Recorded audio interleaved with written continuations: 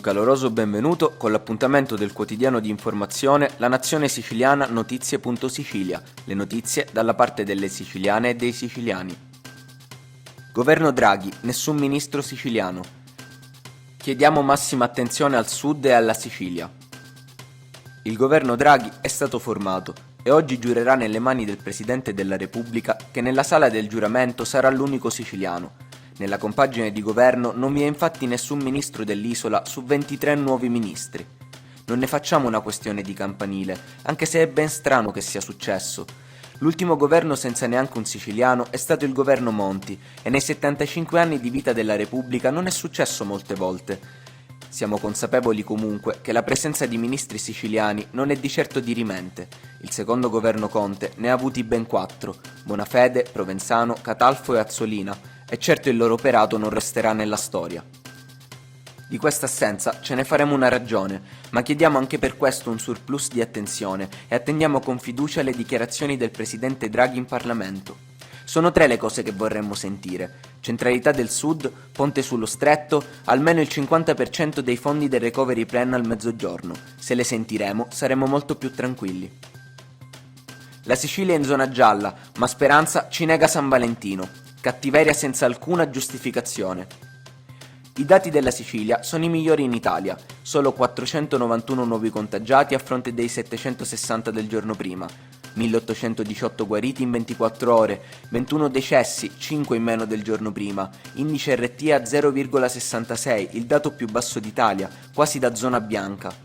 Entriamo quindi in zona gialla, ma su questo non c'era alcun dubbio. Musumeci aveva chiesto al ministro Speranza di concedere di entrare nelle regole della zona gialla un giorno prima e di estendere gli orari dei ristoranti alle 22 per consentire a chi aveva sofferto tanto di poter aprire nel giorno di San Valentino.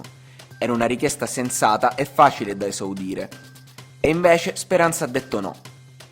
Dobbiamo dirlo, si è trattato di una cattiveria senza alcuna motivazione logica. La legge, purtroppo, consente solo ordinanze regionali che prevedano maggiori chiusure e non il contrario, ha detto il presidente della regione, evidentemente dispiaciuto di non poter prendere autonomamente la decisione. Da lunedì, tuttavia, si parte e avvieremo subito un confronto con il nuovo governo, anzitutto per dare certezza dei ristori agli operatori economici e per definire i nuovi protocolli sulle aperture delle attività ancora non consentite, aggiunge Musumeci. Vogliamo riprendere a vivere, ma dobbiamo farlo con prudenza e senza tornare indietro. Piano ristrutturazione ospedaliera anti-Covid. Sicilia prima. Unica ad aver chiesto le anticipazioni. Ad oggi, soltanto la regione siciliana ha trasmesso la richiesta di accreditamento della prima tranche di trasferimenti finanziari previsti per l'attuazione del piano di ristrutturazione della rete ospedaliera per il contrasto alla pandemia. Così Domenico Arcuri, commissario all'emergenza Covid, in una lettera al presidente nazionale di ANCE Gabriele Buia, che aveva protestato perché alcune imprese non erano state ancora pagate dalle regioni.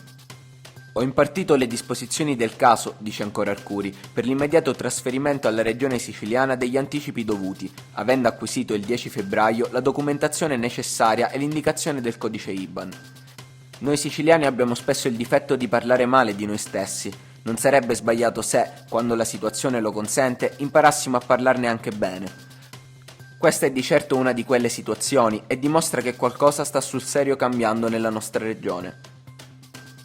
Ottima legge sugli appalti bocciata dalla Consulta. I costruttori la riproporranno per tutta l'Italia.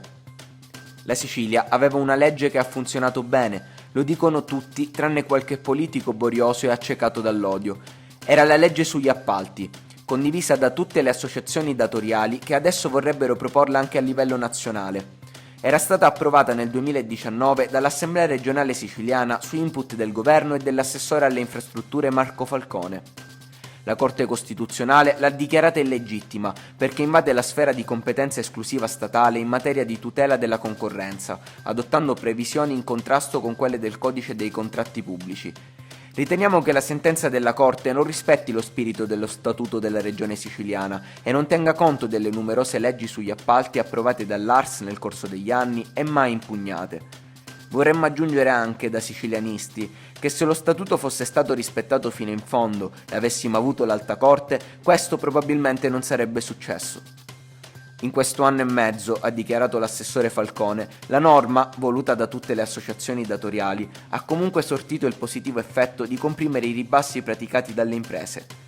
Questo ha portato al beneficio di lavori aggiudicati con un ragionevole utile di impresa, scongiurando il rischio che offerte troppo al limite potessero incidere sulla qualità delle opere. Altro elemento essenziale: sono state espletate circa 200 gare con un contenzioso ridotto praticamente a zero. Qualcuno, prima di commentare, dovrebbe studiare o comunque approfondire meglio l'argomento. Il presidente dell'Associazione Costruttori Siciliani ha dichiarato: per noi resta un meccanismo che funziona, la legge siciliana piace ai costruttori di tutta Italia. Oggi è tutto per l'informazione della Nazione Siciliana, notizie.sicilia, e appuntamento alla prossima edizione.